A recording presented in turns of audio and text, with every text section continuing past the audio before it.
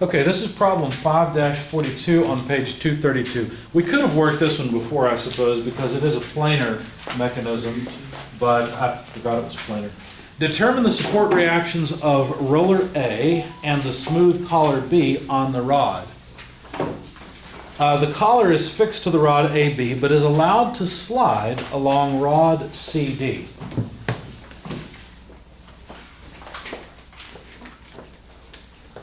So let me sketch the mechanism.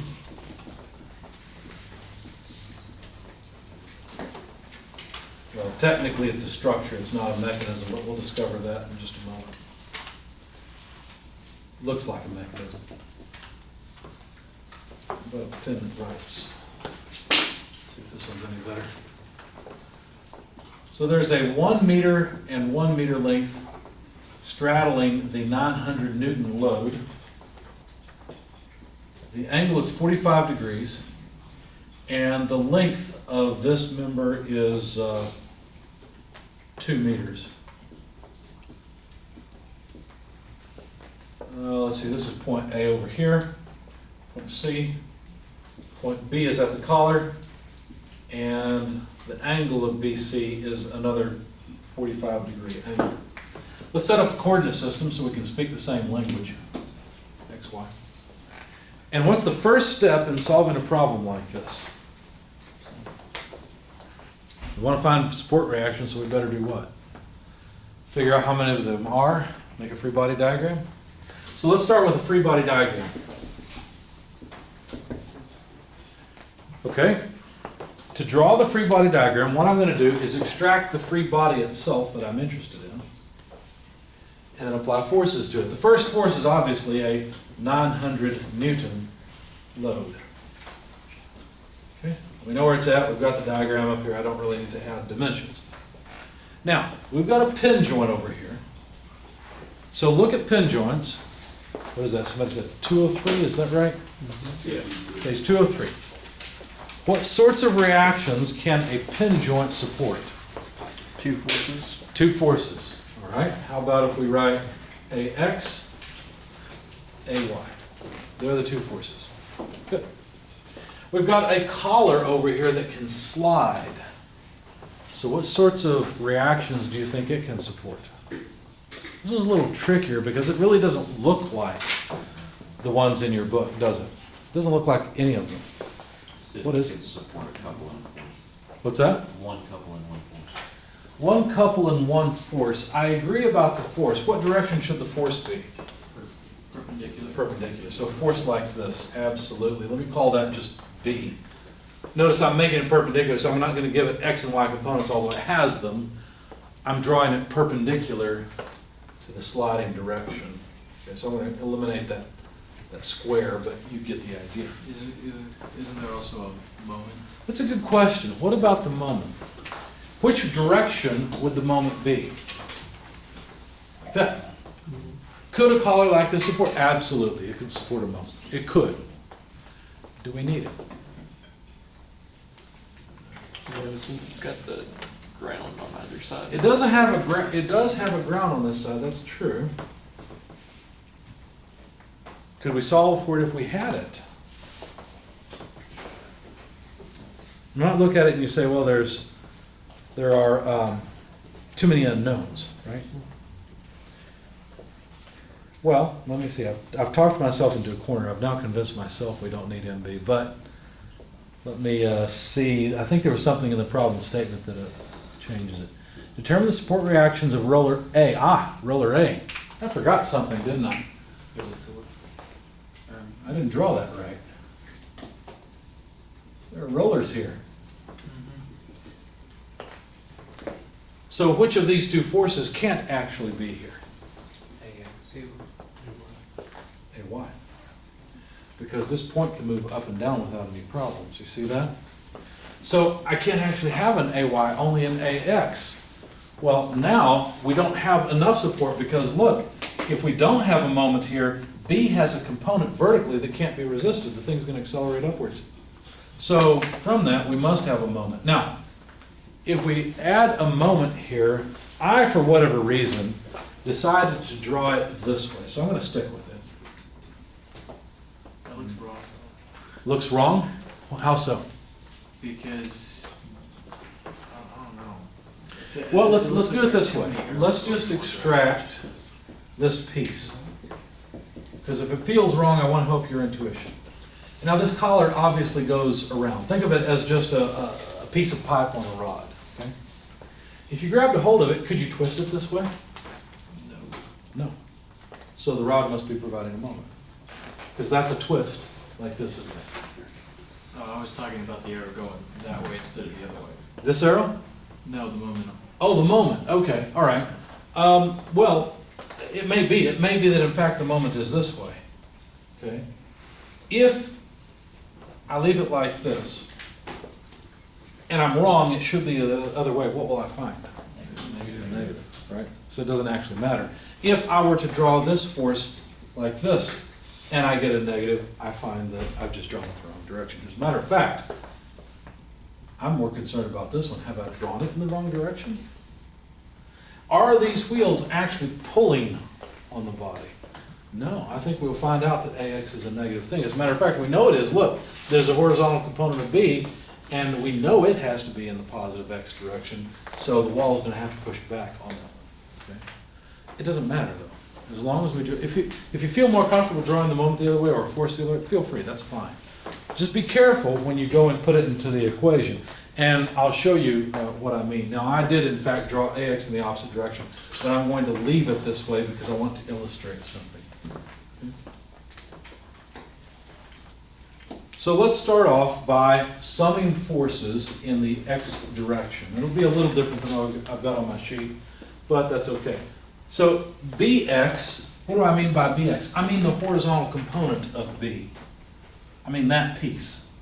You see it? Notice I make a dotted line because I've already got it included here.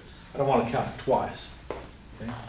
Plus AX equals 0. Okay?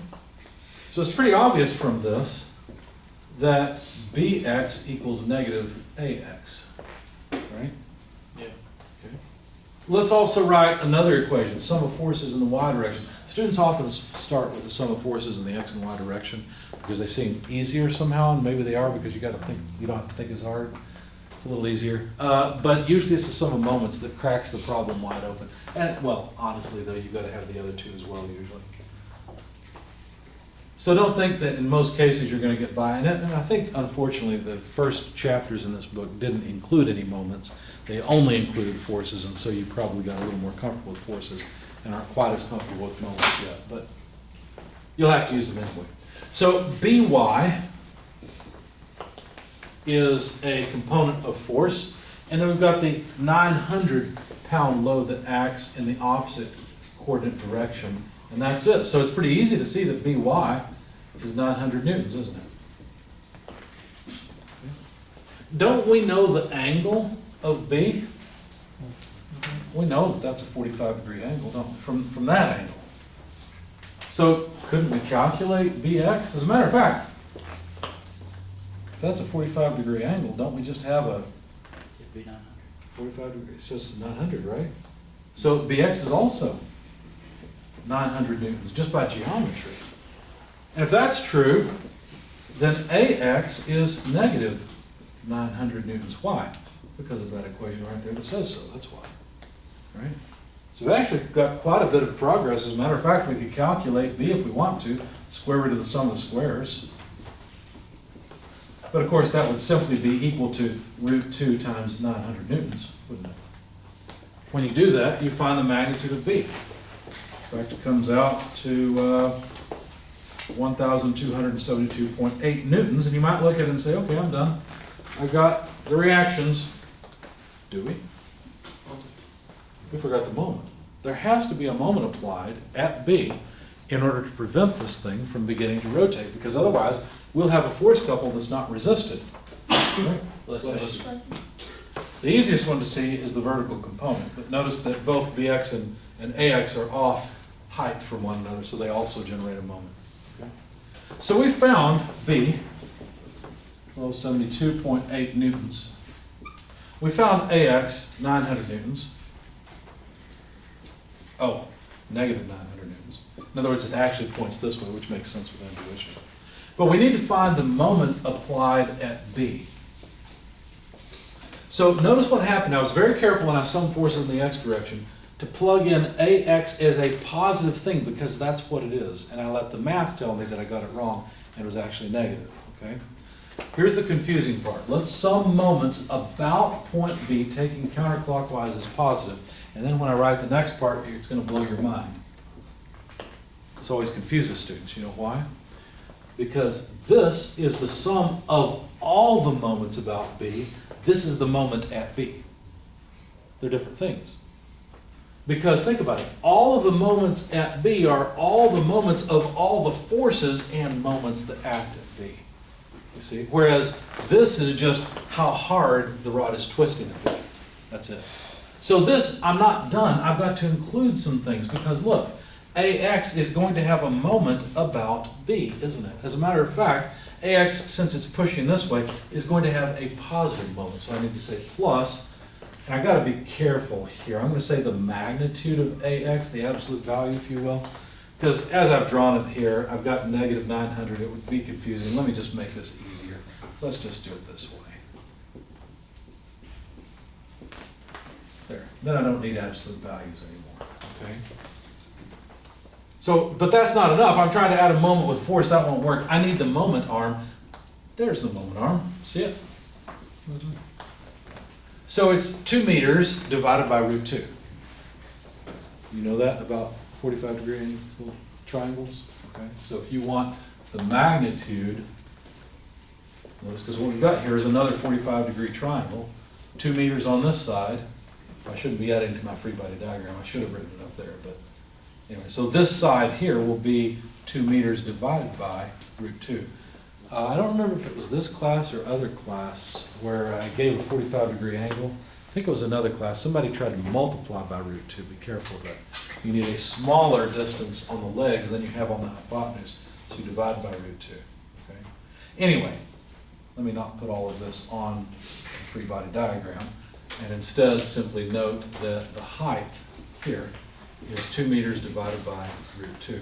And then I'll multiply that by AX because that is its moment arm. And notice it's positive because the moment of AX about point B is in fact a positive moment, a counterclockwise moment. Do any other forces cause a moment about point B? This is 900 Newton force, absolutely. What is its moment arm? A meter. Is it a positive or a negative moment? Negative.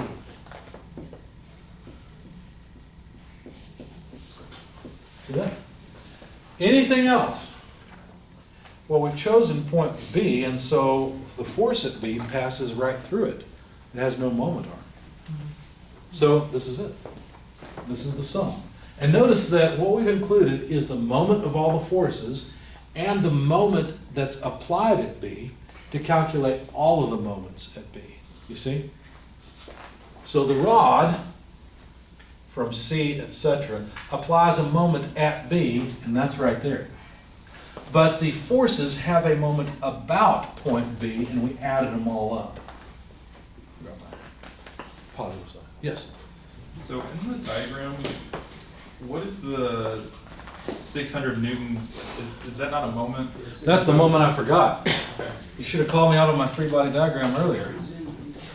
So this I was was, just waiting until we. no, just wait till I got the wrong answer, right? I was waiting until we got to the moments before I Oh, okay. mentioned that. So. No, that's fine. I had it right here on my sheet and I didn't write it down.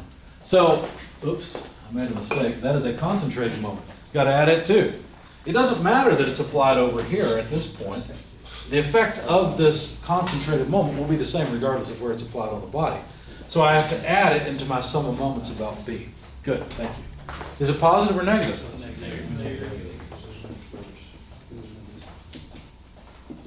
There you go, thank you. Okay. Notice we know AX, so the only unknown in the equation now is the moment applied at B by the rod.